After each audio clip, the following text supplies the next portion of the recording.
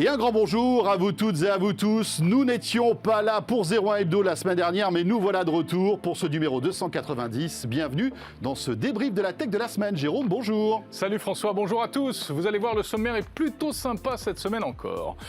Tout d'abord, on va parler quand même de cette bad news, la PlayStation 5. Il fallait s'y attendre, elle est en rupture de stock mondiale. Comment ça se fait? On va essayer de voir ça tout à l'heure. Et puis on parlera de la 5G encore une fois avec une petite expérience rigolote. Nicolas Lelouch sera à Nice et nous fera un test en 5G tout à l'heure. Yes. Le télétravail a aujourd'hui ses produits stars. Vous faites peut-être partie de ces gens qui en ont profité pour renouveler leur matériel, webcam, clavier, souris. On en parle avec le leader Logitech. Et puis on parlera de cybersécurité avec cette histoire incroyable d'une Tesla Model X, Jérôme, qui a été piratée en quelques secondes. On en parlera avec notre expert cybersécurité. Ouais, je comprends pas, pourtant j'avais bien fermé la clé. On retrouvera Jordan Cosino, bien entendu, pour sa séquence Je veux savoir. Il répond à vos questions et c'est jamais très triste. Non, ça c'est clair. Bon ben voilà, vous avez vu, 01 Hebdo chargé, on est très heureux de vous retrouver. Bienvenue à vous toutes et à vous tous.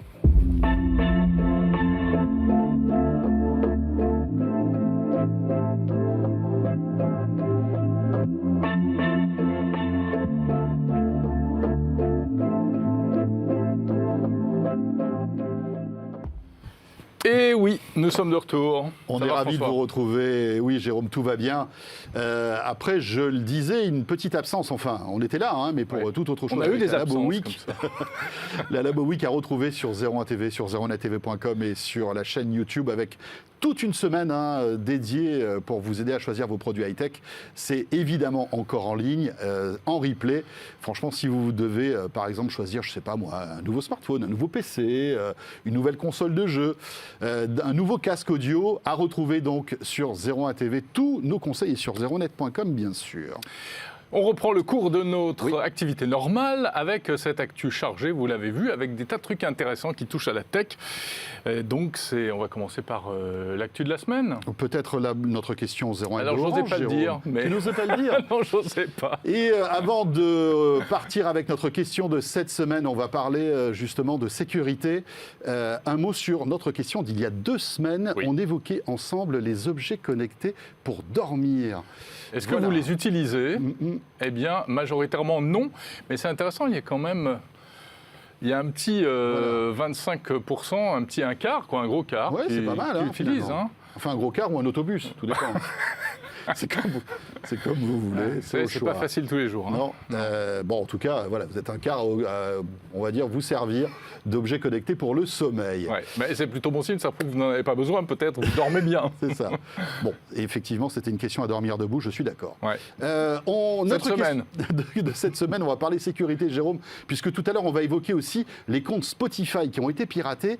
Cette question, pensez-vous à changer régulièrement vos mots de passe? Ça, c'est une bonne question. Et je suis effaré par la réponse, François. Eh oui. Une majorité de non, mais enfin, comment ça se fait, vous qui nous écoutez? On n'arrête pas de vous le répéter depuis à peu près 15 ans. Bon, il y a 15 ans, c'est vrai. Important de changer périodiquement ces mots de passe. On en parlera tout à l'heure avec notre invité. Oui, Benoît Godenwald, qui, vous savez, expert chez EZ, vous rappellera qu'il est hyper important de temps en temps de changer vos mots de passe. Pourquoi? Vous le verrez tout à l'heure, les conséquences peuvent être quand même assez embêtantes. Allez, maintenant, Jérôme, on peut y aller. On peut y aller. Allez. Jingle Actu, s'il vous plaît, en régie finale.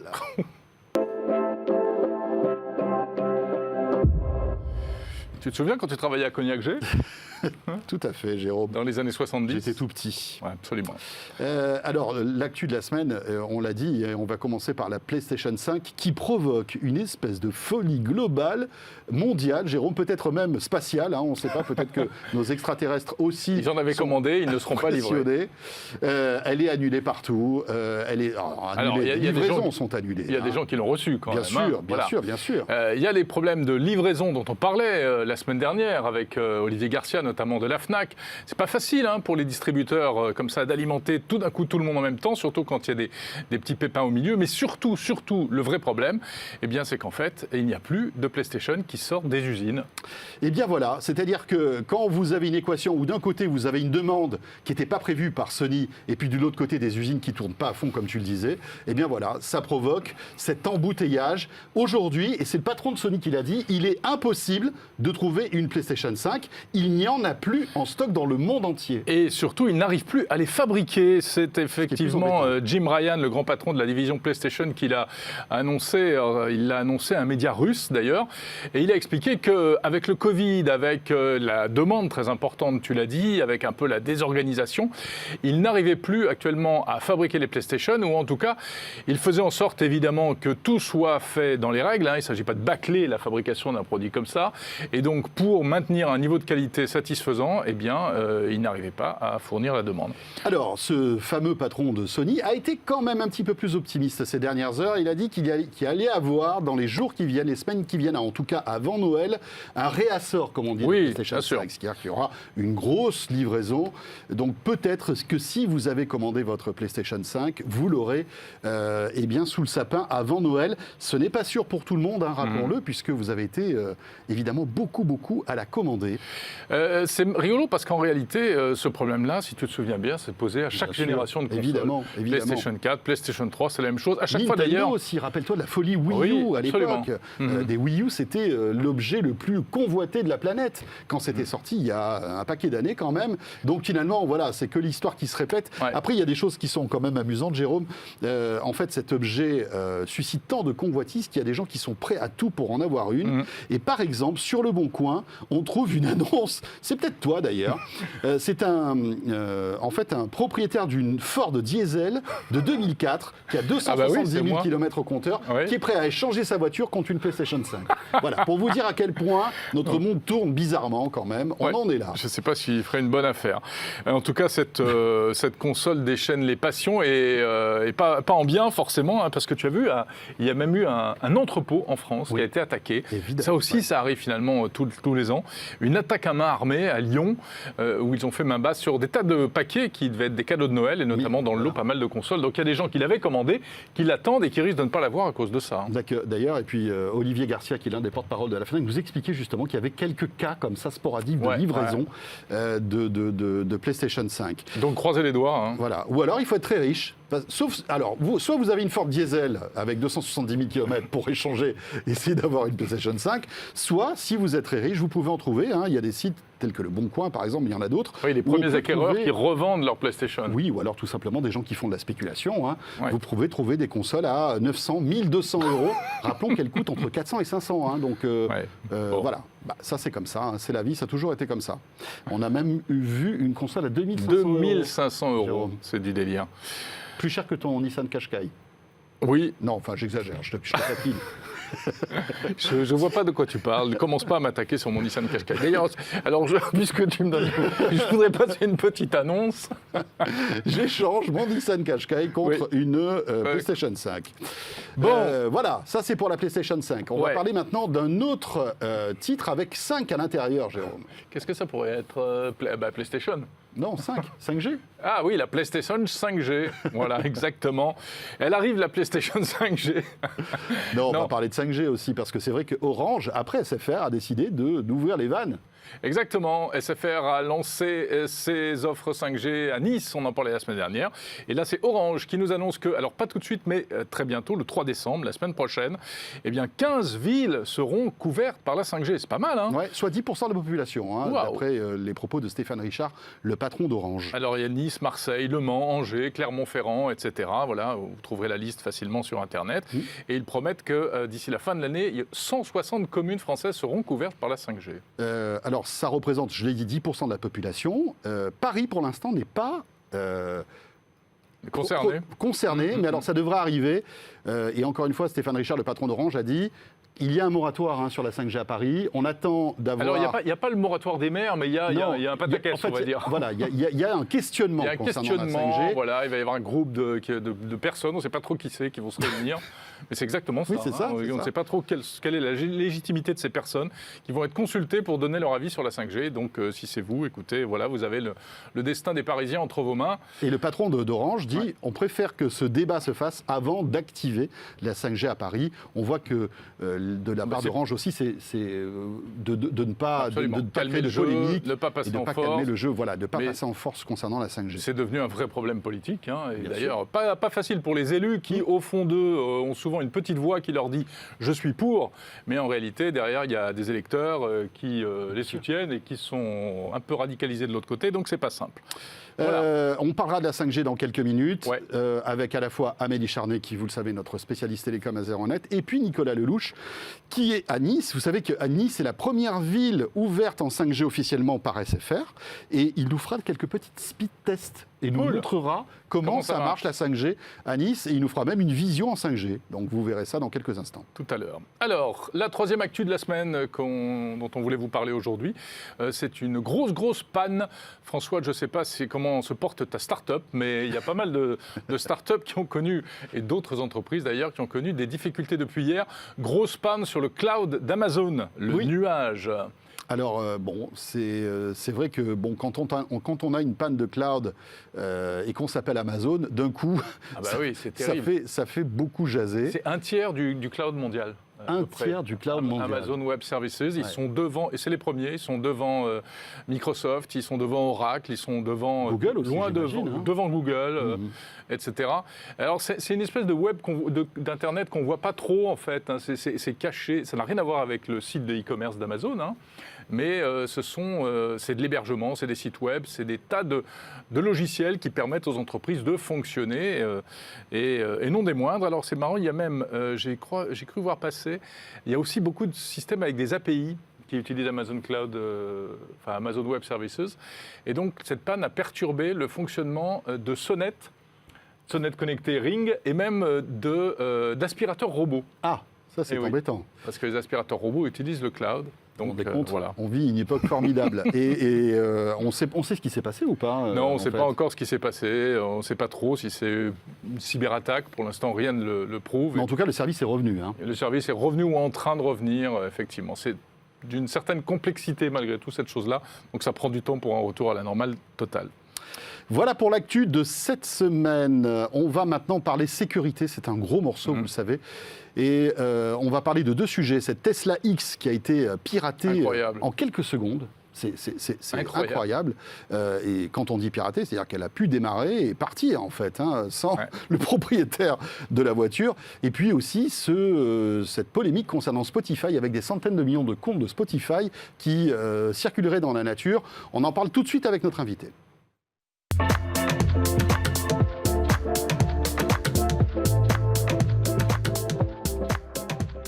Notre invité, c'est Benoît Grunemwald, que l'on retrouve comme chaque mois. Bonjour Benoît. Bonjour. Expert en cybersécurité chez EZ. Merci Benoît d'être là. Deux actus brûlantes, on va dire. Tesla, on va en parler dans un instant. Pour commencer, Spotify, est-ce que vous pouvez nous expliquer ce qui s'est passé chez Spotify et avec ses comptes ? En fait, chez Spotify, il ne s'est rien passé. À l'origine, on a une base de données que l'on trouve dans le Darknet qui contient 380 millions d'adresses. Et ces adresses, malheureusement, coïncident avec des comptes Spotify.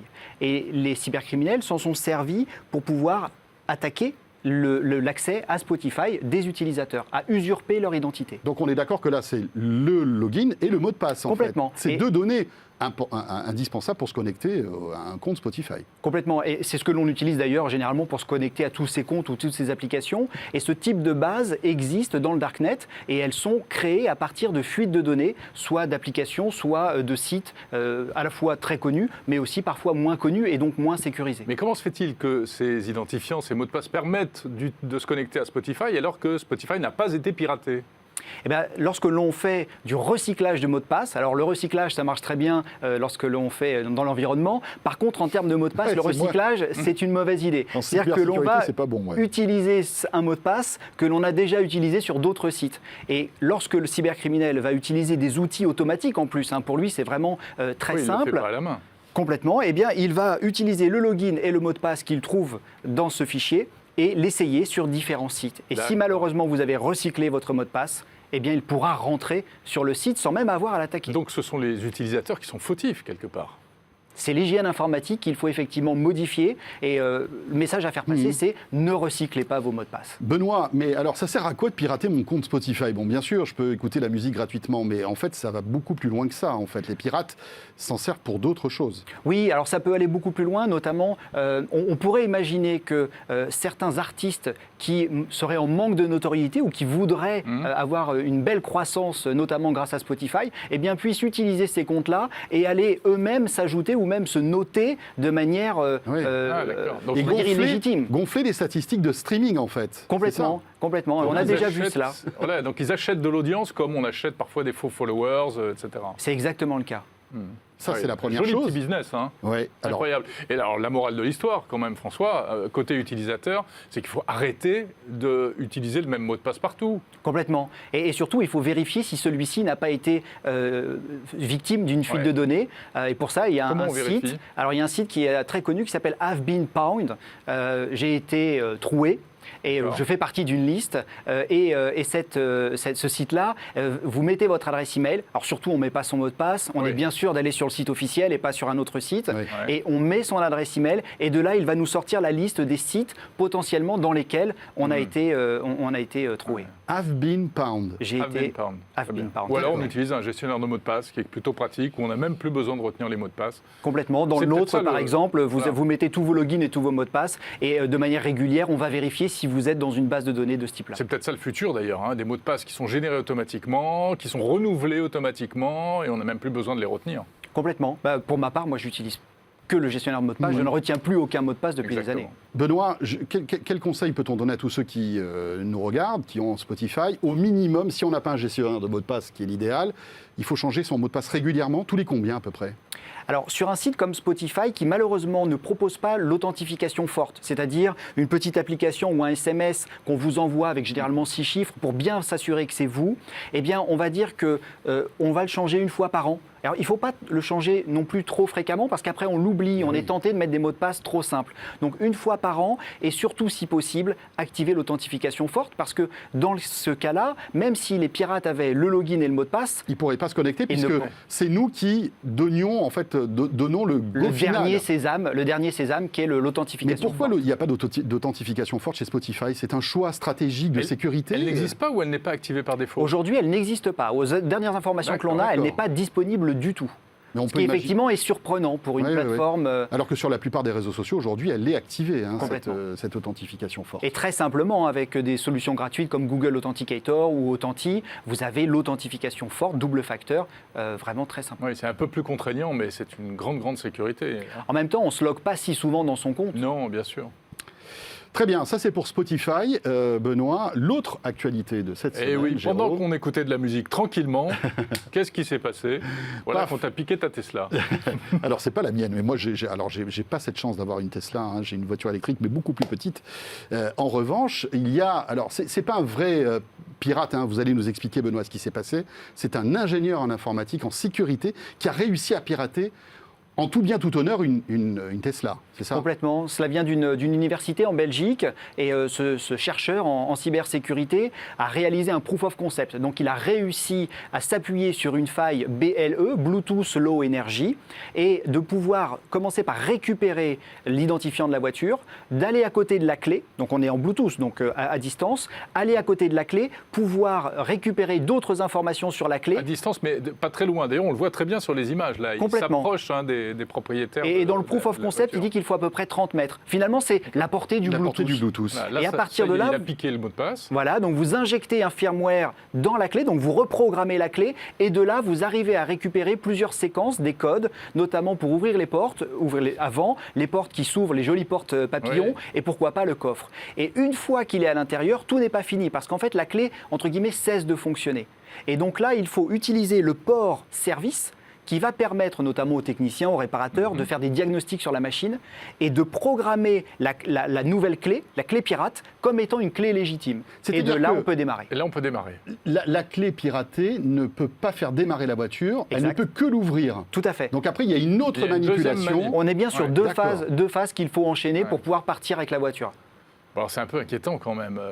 Est-ce que c'est une faille grave ou alors, vu que c'est fait par un chercheur, on se dit qu'il y a finalement très peu de chances que ce soit actif, ce soit réel et que ce soit fait réellement?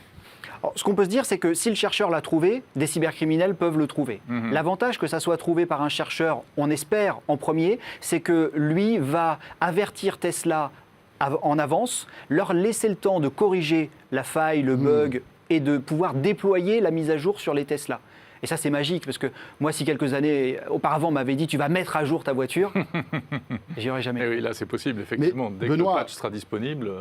Et le patch est déjà disponible. Il est déjà disponible, d'accord. Rappelons que là, quand même, c'est de l'artillerie lourde. C'est-à-dire qu'il faut pirater la clé, ouvrir la voiture. Donc, ça, c'est la première étape. Mais la deuxième, c'est avoir tout le matériel pour pouvoir faire démarrer la voiture en se connectant à la prise OBD. Donc, ça demande quand même... Alors, ça demande des capacités intellectuelles de chercheurs, de cybercriminels. Du matériel. Mais le matériel est estimé à $170. Tout compris. Tout compris.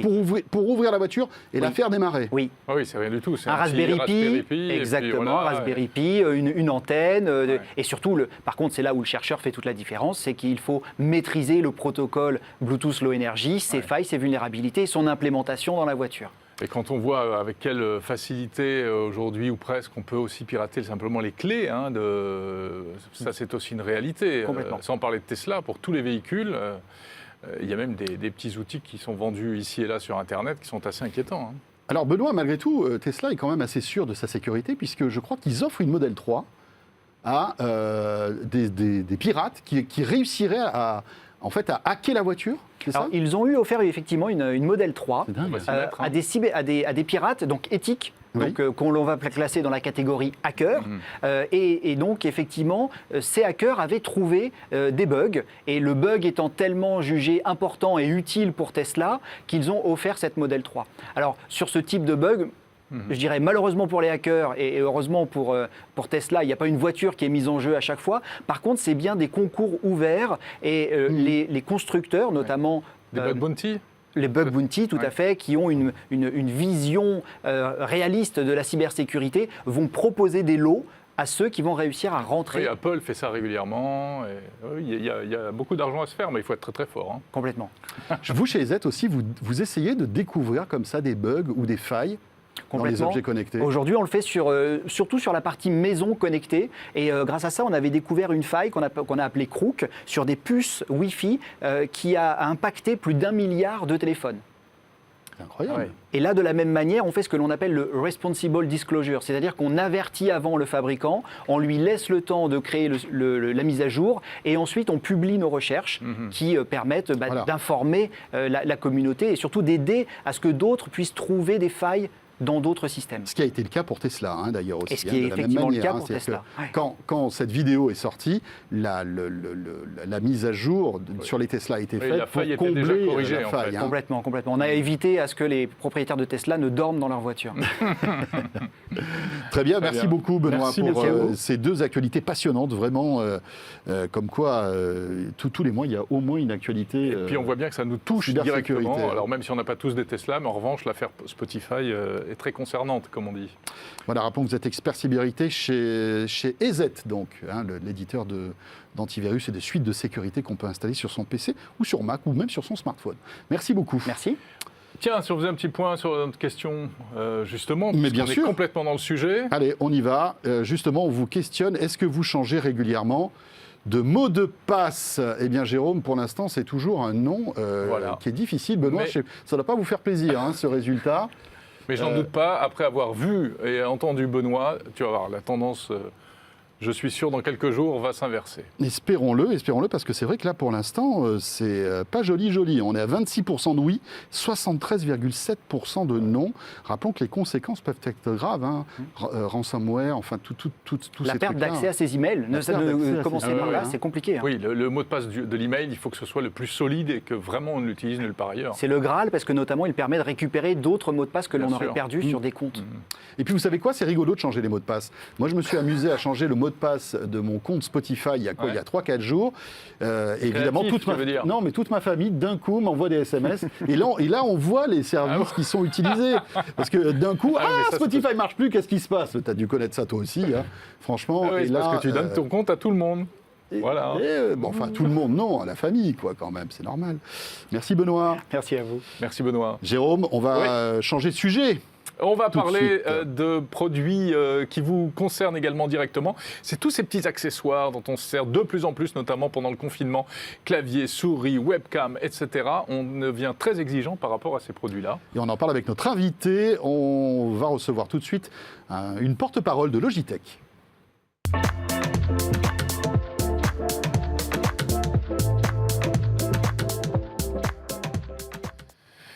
Oui, nous sommes en ligne, si tout va bien, avec Delphine Donne-Croc, directrice de la catégorie créativité et productivité chez Logitech. Delphine, êtes-vous là? Oui, bonjour. Bonjour Delphine. Bonjour. On est ravis de vous Merci accueillir de dans me 01 recevoir. Hebdo. J'allais dire, vous avez une très très belle image, mais parce que vous avez forcément une webcam Logitech, forcément. Oui, bien sûr. Oui, je me sers de Logitech StreamCam. Bravo. Alors, est-ce que vous pourriez tout d'abord peut-être nous rappeler, nous représenter un petit peu cette marque Logitech qui est quand même très connue et qui a déjà une longue histoire, qui est une marque européenne. Il n'y en a pas beaucoup, donc c'est plutôt sympa. Logitech, d'où vient Logitech ? Alors, Logitech est une entreprise suisse qui développe des produits de bureau, de gaming, de collaboration. Et vraiment, notre focus est sur le design, de créer des solutions entre l'utilisateur et le monde digital et rendre les choses plus simples, plus faciles, plus efficaces. Et on a bientôt 40 ans. Alors, juste une question Delphine. Quel est le produit star chez Logitech? C'est la souris, le clavier, les deux? Dites-nous. Les produits stars, en fait, il y en a plusieurs. La souris reste quand même l'objet le plus acheté au niveau des accessoires de bureau, que ce soit pour le travail, la créativité, et puis on a toute la gamme, bien entendu, gaming. Mais vous voyez aussi tout ce qui est clavier, webcam en ce moment qui est en forte demande. Donc ça, c'est vraiment les trois plus grosses catégories de la gamme Logitech. C'est amusant parce que je reviens un instant sur l'histoire de Logitech. Ce qu'on ne sait pas forcément, c'est que vous avez été vraiment parmi les pionniers à créer des souris, notamment. Logitech a inventé la souris sans fil à infrarouge, ensuite la souris par onde radio. Oh putain. Et puis Logitech a inventé quasiment le premier appareil photo grand public, qui était le Logitech Photoman en 1992, et qui était, on appelait ça appareil photo, mais c'était presque plus une webcam, c'était un petit machin portable. Donc il y a un véritable historique assez intéressant. Oui, tout à fait. Je vois que vous êtes bien renseigné. Logitech, en fait, pour nous, c'est ce qui est très important, c'est continuer à innover et puis toujours trouver des solutions qui rendent l'interface avec l'utilisateur plus facile, plus simple. Et on a beaucoup de domaines d'innovation. Si vous regardez aussi à partir des catégories qu'on a existantes, il y a beaucoup de transformations sur ces propres catégories. Donc au jour d'aujourd'hui, on vend beaucoup de produits vidéo collaboration pour les salles de réunion qui sont à la base une évolution de notre catégorie de webcam. Qui s'est ensuite transformé dans un contexte B2B et puis salle de réunion et sur des champs de vision beaucoup plus larges. Donc en fait, à partir des catégories existantes, on a sans arrêt des opportunités d'innovation dans de nouveaux domaines qui nous amènent de nouvelles catégories. Alors Delphine, j'imagine que le confinement pour vous n'a pas dû être indolore. Vous avez dû assister à une explosion des ventes des claviers, des souris, etc. Non? Vous arrivez à chiffrer ça? Écoutez, ce qui est intéressant, c'est qu'en fait, on était déjà très très bien positionnés avant la pandémie et le travail forcé à la maison. Nous avions en fait sur tous les domaines que sont collaboration, créativité, productivité et gaming de forte croissance bien avant la période du Covid. Bien sûr qu'avec un mouvement vers le travail à la maison, ça a accéléré cette tendance. Mais ce qu'on voit aussi, c'est une très forte augmentation aussi de nos ventes sur les pays qui sont déjà retournés au travail, qui sont retournés au bureau, comme en Asie. Donc en fait, c'est une tendance. La réalité, c'est qu'aujourd'hui, tous les travailleurs qui doivent se servir d'un ordinateur ou qui ont du contenu digital à créer ou en tant qu'interface vont finalement avoir de plus en plus de besoins d'outils adaptés à leurs besoins pour être plus efficaces ou travailler sans douleur ou être mieux installés. Mais Delphine, le fait est que des claviers, des webcams, désormais c'est de plus en plus intégré aux ordinateurs. Alors finalement, qu'est-ce qui pousse les gens à acheter des accessoires supplémentaires ? Très bonne question. Comme vous le voyez sur une webcam séparée d'un ordinateur portable a plusieurs avantages. Déjà la qualité, le son. Moi là j'ai pas de microphone, j'utilise juste le microphone de la webcam. Et aussi ça vous permet de le positionner mieux et surtout quand vous travaillez plus de 2 ou 3 heures par jour à un bureau, il faut absolument que vous ayez un écran qui soit bien aligné pour éviter les douleurs dans le cou. Et là, dans la plupart des écrans, il n'y a pas de webcam adaptée et puis ça peut vous permettre de la positionner par rapport à un angle. Par exemple, moi, il y a certains endroits de la maison que j'ai pas forcément envie que vous voyez. Donc ça permet d'adapter. Et pour une fois que vous élevez votre écran pour avoir une meilleure position en fait de votre corps, votre ordinateur n'est pas forcément accessible. Donc la souris et le clavier vous permet d'avoir une très bonne position et pouvoir continuer à taper sans avoir même à réfléchir parce que c'est au bout de vos doigts et puis voilà. Logitech, ce sont des produits de qualité à des prix, on va dire, plus élevés que des accessoires traditionnels. Vous confirmez ? Ou pas forcément ? On a en fait une gamme de produits qui est vraiment accessible à tous, de l'entrée de gamme à plus haut de gamme. En général, pour nous, ce qui est important, c'est de pouvoir aider le maximum de personnes à pouvoir être plus créatifs, plus productifs simplement. Mais ce qu'on voit aussi, c'est que certaines professions, par exemple, ont des besoins très spécialisés de customisation ou des shortcuts qui sont nécessaires. Donc, si vous regardez, par exemple, notre haut de gamme qui s'appelle MX, c'est très adapté à des professions comme les software developers, les designers, les créateurs, qui ont des besoins très spécifiques de précision ou de customisation. Donc, on essaye de servir à un large public et puis d'aider au maximum.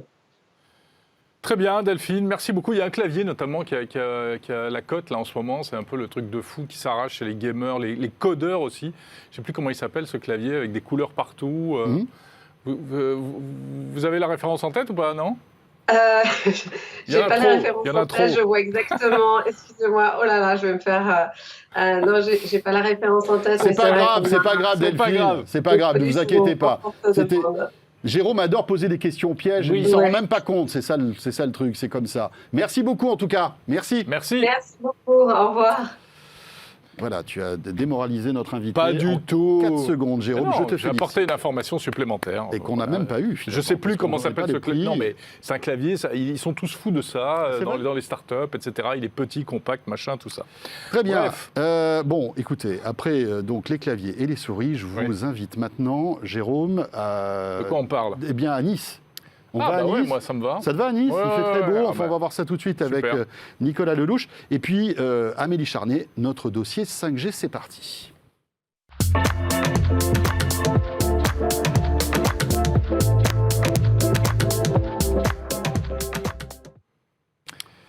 Amélie Charnet, notre telco woman.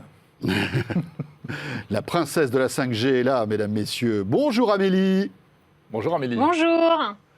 Bon Amélie, ça y est, ça commence à frissonner sur les antennes, on va dire.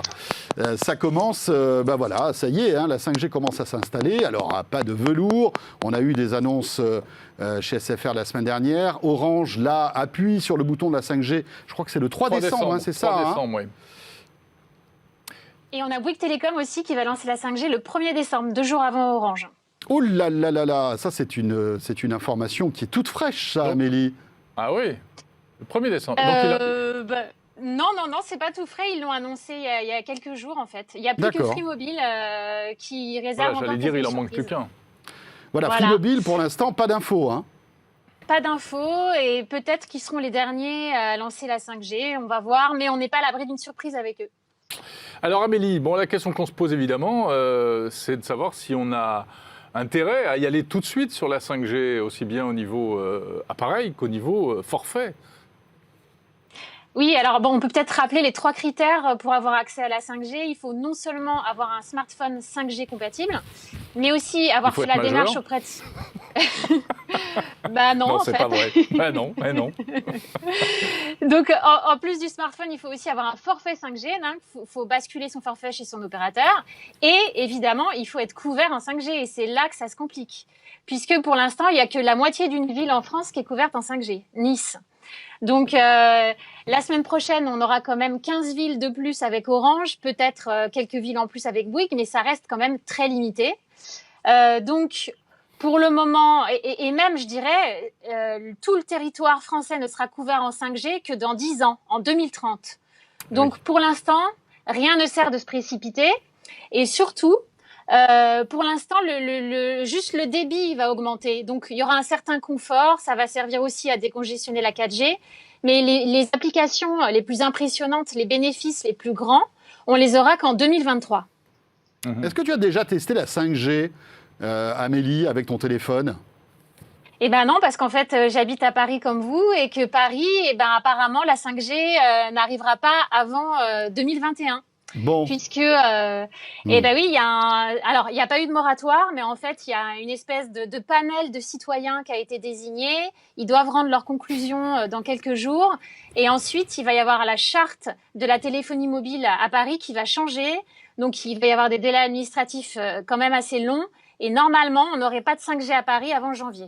Oh là là là là là là. Que voulez-vous ? Le panel de citoyens qui doit décider si oui ou non on doit avoir de la 5G. C'est extraordinaire. C'est génial, voilà. franchement. On ne sait pas qui sont ces gens. Et en plus, on n'est même pas décisionnaire, on n'est pas dans le panel. Non, nous, on ne fait pas partie du panel. C'est dommage.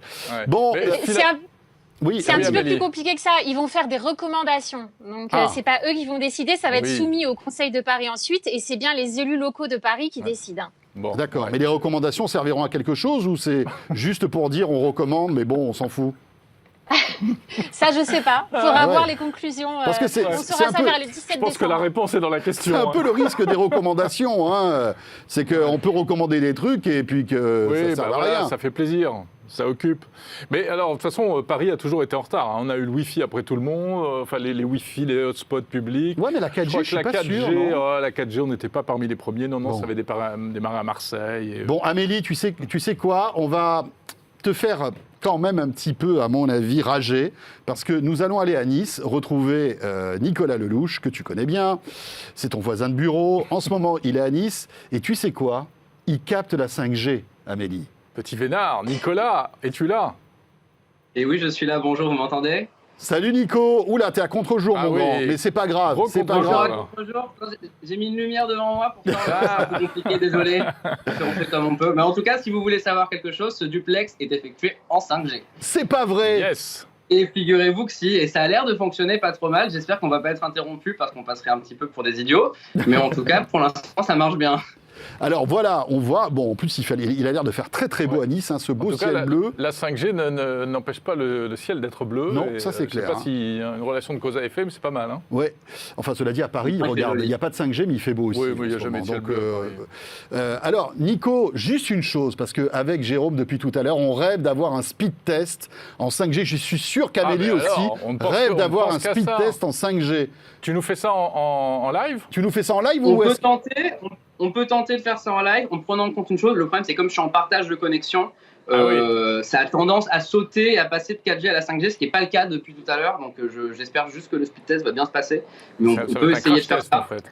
Alors, ça peut être un crash test, et toujours un petit peu peur. Là, par exemple, là, l'indicateur est passé à 4G+, il y a littéralement 5 secondes. Donc, j'aimerais attendre qu'on soit à 5G sur la 5G avant de le relancer. Non, mais c'est pas grave. Déjà, tu nous as envoyé une espèce de, une capture d'écran d'un speed test que tu as fait. Alors, regarde, Jérôme, 592 mégas en download, c'est ça? Ouais. Et en upload, c'est pas incroyable, mais il y a une raison à ça. Je pense que Amélie, si elle est encore là, pourra elle est là, oui.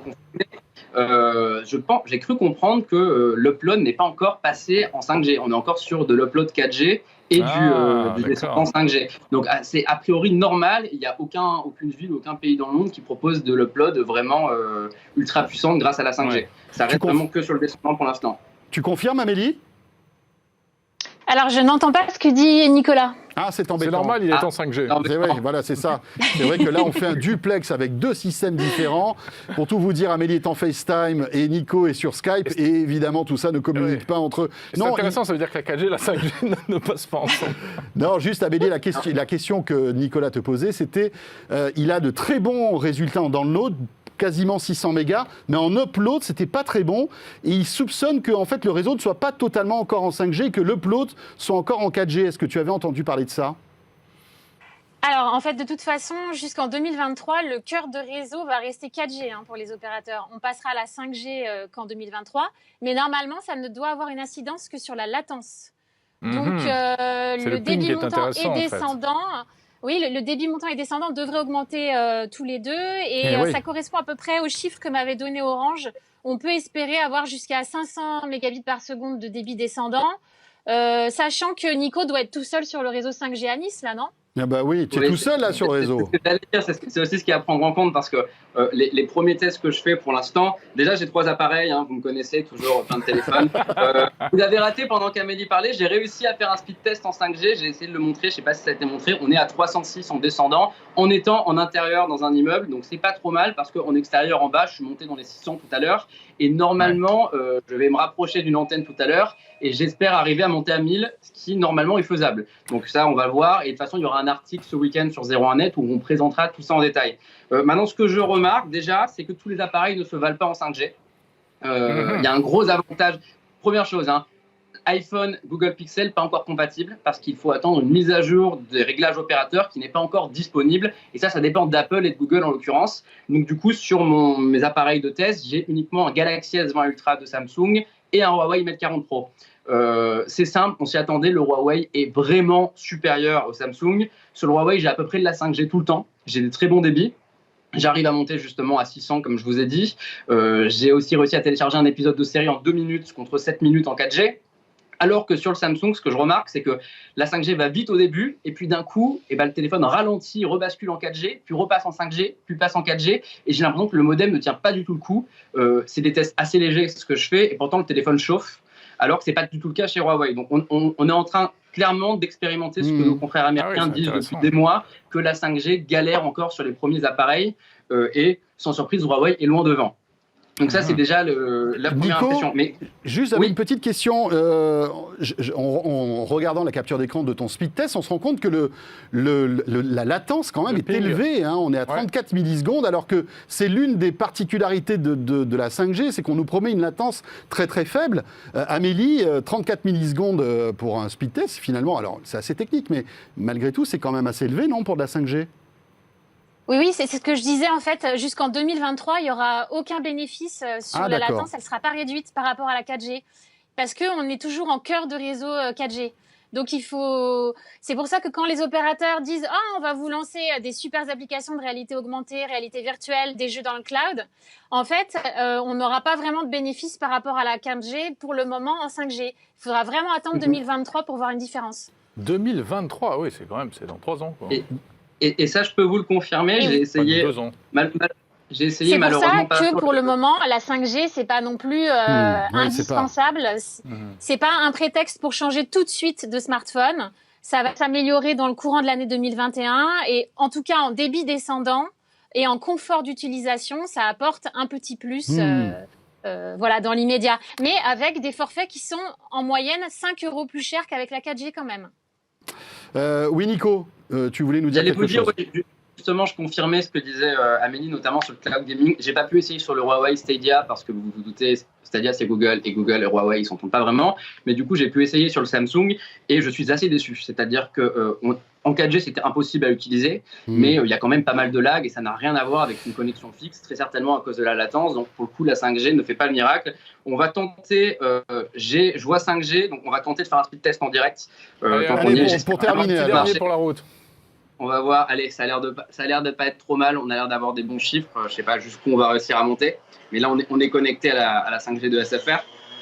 On est à 200, voilà, ça, on est à 220, quelque chose comme ça, ce qui est correct. Mais Jérôme a fait un speed test avec son iPhone. Là, à l'instant, En et 4G. tu étais à...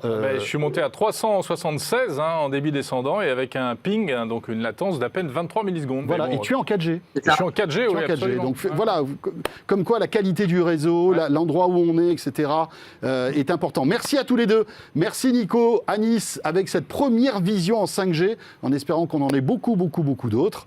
Et merci Amélie aussi, Amélie Charnet. Salut! Merci. Voilà, c'était super parce qu'on a vraiment pu mettre un peu les mains dans le cambouis, voir concrètement ce que signifiait cette 5G. On voit bien que c'est un truc qui est en devenir encore. Exactement. On va terminer ce 01 Hebdo, Jérôme, avec maintenant notre ami Jordan Cossino. Avec grand plaisir, Jordan.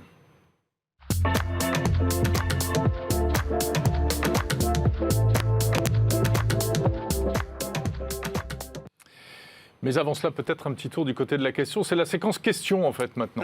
On va vous poser des questions jusqu'à la fin de l'émission. Notre question 01 Hebdo Orange. Pensez-vous à changer régulièrement vos mots de passe? Toujours ce nom écrasant, 71,9, Jérôme. Oui, 28% à peine. Ah bah dis donc, bon, il va falloir me changer tout ça. Ouais, s'il vous plaît. Jordan Cossino. On t'entend pas, Jordan. On n'entend pas Jordan. Qu'est-ce qui se passe? Ça y est, bah on voilà, l'entend. ça y est, on t'entend. Bon. Vous me censurez déjà? Ça commence? Tu sais quoi? Je pense qu'on avait oublié de monter le bon curseur. Tout va bien, Jordan? Comment ça va? Bah ça va bien, ça Tu n'es va pas bien. à Nice, toi? Non. Ah non, j'aimerais bien. Tu es au Bahamas? Nicolas Lelouch est dans son penthouse à Nice. Mais bien sûr. C'est ça, Toi, avec- tu es aux Bahamas, comme chaque semaine. Bah moi je suis là. Ouais, on peut dire ça dans un petit bungalow de 20 mètres carrés. Alors on y va, Jordan, notre rendez-vous, notre nouveau rendez-vous, je veux savoir, rappelons que chaque semaine, eh bien, tu réponds aux questions des spectateurs en fait, de 01 Hebdo. C'est ça exactement. Vous pouvez d'ailleurs continuer à poser vos questions sous cette vidéo là, que ce soit sur YouTube ou sur Twitter ou par message privé Facebook. On regarde un peu tout ça et l'idée c'est de choisir vos questions, choisir les thématiques qui vous intéressent et aller répondre avec des gens qui s'y connaissent, hein, non pas moi, mais des vrais spécialistes et de vous apporter des réponses en vidéo. Et cette semaine, parce que je l'aime beaucoup, j'ai décidé de rappeler Nicolas Lelouch parce qu'il y avait beaucoup de questions smartphone. Et c'est reparti, on se retrouve dans un nouvel épisode de cette petite chronique Je veux savoir. Vous nous posez vos questions, merci, vous avez été d'ailleurs très nombreux à nous les poser. Mais aujourd'hui, en fait, on va juste jouer à la PES. Voilà, en fait, changement de programme. Non, je rigole. Je suis très content de l'avoir. On va tout de suite aller appeler un journaliste de la rédaction. Et aujourd'hui, ça va être Nicolas Lelouch qu'on va appeler pour répondre à vos questions. Je l'appelle en live, ça sonne. Et on va pouvoir lui dire un petit coucou. Coucou, ça c'est moi. Est-ce qu'il va répondre? Oui! Bonjour Nicolas Lelouch. Attendez, bougez pas, j'enregistre cette conversation. Pour les besoins de cette chronique, cette conversation est susceptible d'être enregistrée. Comment il va? Bah ça va et toi? Eh ben Ça écoute, va plutôt pas mal, je t'appelle. Tu sais, j'ai une passion, c'est te faire répondre à des questions. Il y a un piano et tout derrière. Ah oui, t'es équipé en instrument de musique là, j'avais pas vu. Tu peux nous jouer un petit morceau de piano évidemment? La prochaine fois. On attaque dans le dur avec des questions. Donc hashtag je veux savoir. Selon vous, est-ce que vous pensez que si Huawei fait appel au nouveau gouvernement, cela pourrait-il régler leurs problèmes? Très compliqué à dire et je serais bien malin de dire ce que va faire Joe Biden en avance. C'était même pas dans le programme, c'était pas tellement débattu aux États-Unis. Maintenant, on peut tout de même imaginer que quand on voit que Huawei est en train de vendre au Nord, quand on voit que a priori ces sanctions envers Huawei, elles n'ont pas tellement créé la polémique aux États-Unis parce qu'elles arrangent à peu près tout le monde et c'est bien d'éliminer un concurrent. Et même si ce n'est pas très orthodoxe et ce qu'a fait Donald Trump était un petit peu violent, ça va arranger tout le monde, y compris l'administration Biden, je pense. Donc, à mon avis, ça va rester comme ça. Parce qu'on peut se dire que Trump est un peu un hurluberlu, tu vois, qui a fait ses petits trucs, et donc que Biden va peut-être corriger ces trucs-là, par exemple. Peut-être, mais c'est peu probable. Huawei est en train de se diriger vers autre chose. Ils viennent d'obtenir une licence pour travailler avec Qualcomm. J'imagine très difficilement Huawei retrouver un accès total au service Google. Et même pour eux, est-ce que c'est pas plus cohérent maintenant qu'ils sont en train de bâtir leur propre écosystème, de rester là-dessus? On ne sait pas trop. J'espère une bonne surprise, mais je pense que ça va être compliqué. À voir s'ils arrivent à améliorer tout ça ou est-ce qu'ils auront une fleur de l'administration Biden. Mais on ne peut pas trop répondre à cette question pour l'instant. Nouvelle question de Adrien Môme qui nous dit « Je veux savoir, j'ai un OnePlus 5T que je voudrais changer.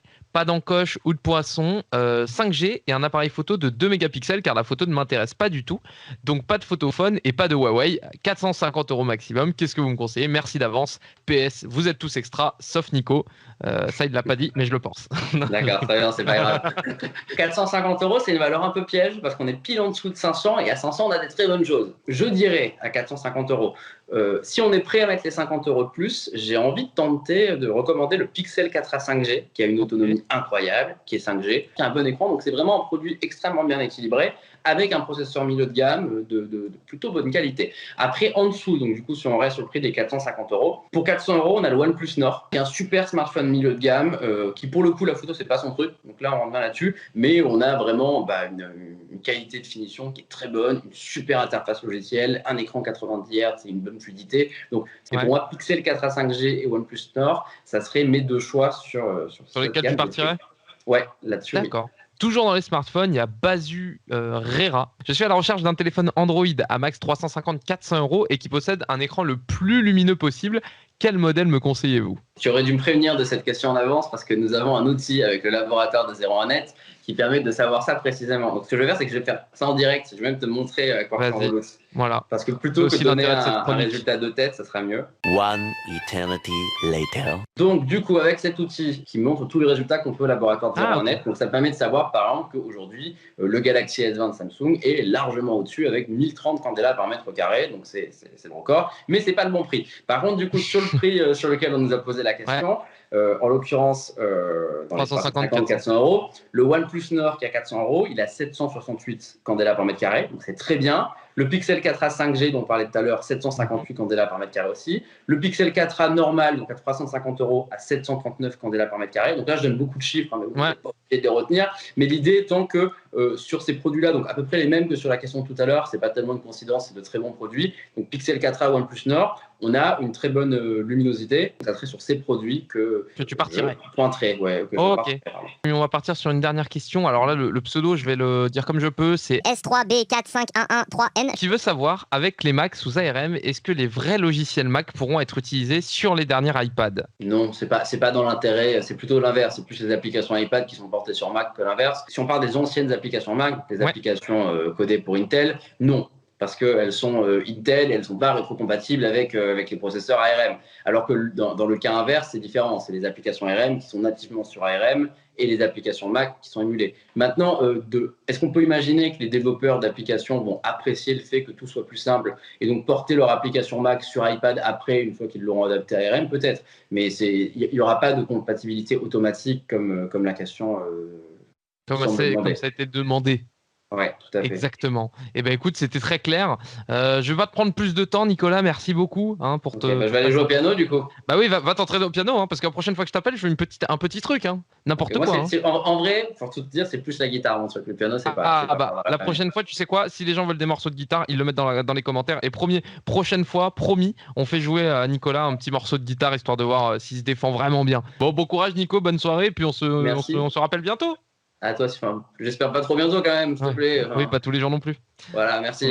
Bon courage, salut. Magnifique. Bon, Jordan, est-ce qu'on va entendre Nico jouer de la guitare? Parce que c'est ça le plus important finalement. Mais bien sûr, j'y compte bien. Attendez, il m'a dit oui. Il a fait le beau gosse à avoir sa petite guitare là. Bon, moi, j'ai fait ma grosse armoire en bois, comme d'hab. Mais lui, il a fait le beau gosse à avoir sa guitare. Je veux qu'il puisse en jouer. Hashtag je veux savoir. Merci Jordan, on se retrouve la semaine prochaine. Voilà. Salut. Salut. Eh bien, voilà, on se retrouve donc jeudi. D'ici là, portez-vous bien. Regardez toutes les vidéos de 01 TV. Et à très très vite. Voilà, n'hésitez pas à voter sur notre question 01 et d'Orange sur ces mots de passe, s'il vous plaît. Changez-les. À la semaine prochaine. Merci de nous suivre en tout cas.